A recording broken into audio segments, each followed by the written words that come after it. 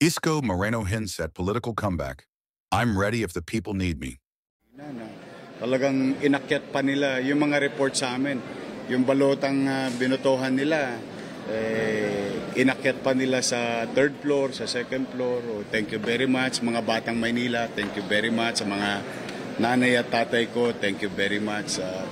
Nagulat kami actually. Chichi and I and the group, nagulat kami na overwhelming yung lumabas na resulta. As far as 2:30, I guess, no? 2:30 a.m. ngayon, officially yung numero is about 550,000 plus. Nakakatuwa naman at 3% remaining.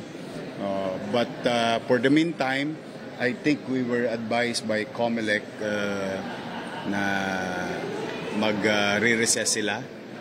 And it will resume at 2 p.m. Because of some card which composed of 3% remaining is still nasa eskwelahan at dadalhin ng mga guro. But for the meantime, maraming salamat mga batang Maynila. I hope, maiayos natin ulit ang lungsod.